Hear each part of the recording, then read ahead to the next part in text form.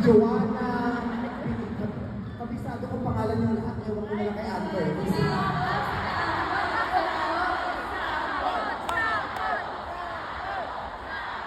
Stacy.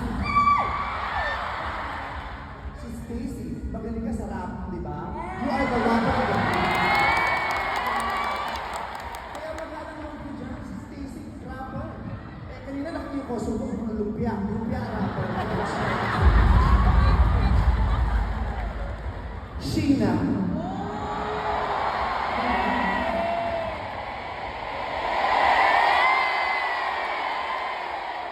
Diba sa show ko, diba? Kills, yay! Diba? Kaya si Sheena hindi ko pwedeng makalimutan. Kasi si Sheena, marami kong kaibigan na transgender, na nung naging transgender, nagpalit ng pangalan, naging Sheena.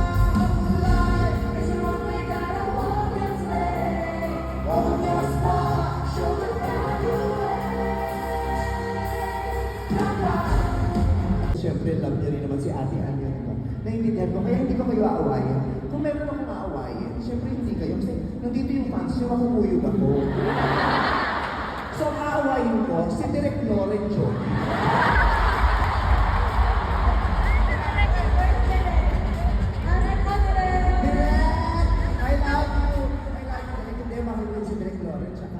Mahal ko din kayong lahat. Kaya nung sinabi sa akin ni Direk Loren, okay lang ba sa kanilini ng mga... Huli ako nag-perform ng ganito, dito rin sa Araneta, nasa gitna rin, tapos nakapaligid yung tao, pero karera yung ginawa ko. Kaya yun talaga ang paborito kong kanta nyo eh, karera. At yung number ko, inilapit ko talaga dun sa karera number ko. Oo, parang nagbigay talaga kayo ng hit na gan sa Manlang People na si Vice ka na rin susunod kasi kumakanta na kayo ng karera. So, kanina sinabi sa akin sa likod na huwag daw bababa agad, kailangan daw may banter.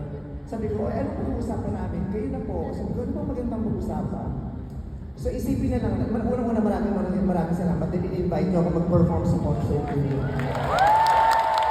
Na-appreciate ko. Kasi sabi ko, sa dinami-dami, ako yung napili na mag-perform. Pero naisip ko din, ako pa rin invite ko mag-perform. Pero ba't sa magpasikat? Kay Amber, say to you ever since, to your family. Ay, talaga po? Yes, tuwing pumunta ako ng Laguna, hindi pinag-number pa isa nito.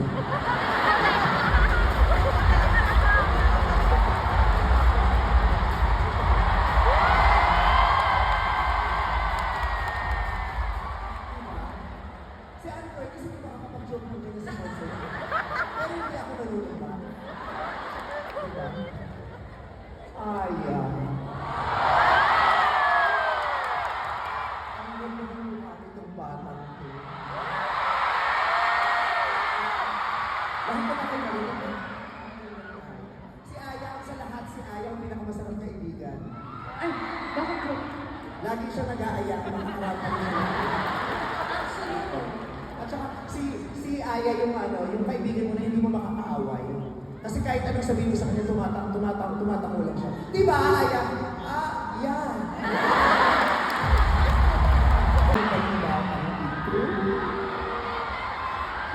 Kung ako lalaki, hindi tayo nagpito.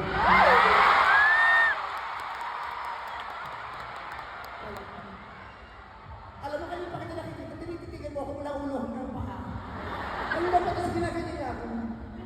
Pero nagtataka ko, pag tinitignan mo ako mula ulo hanggang paa, humihinto ka sa gitna.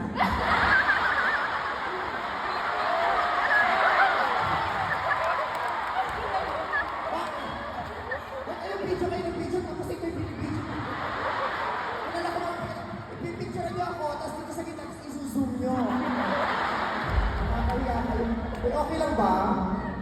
Baka mamaya, lumalabas na yung mga members ng BGY.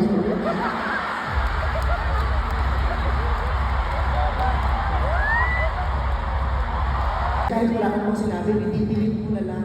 Diba? Pero hindi, especially if you're coming from a place of love. Kung wala namang, hindi naman siya harmful, never delete. Hold your power.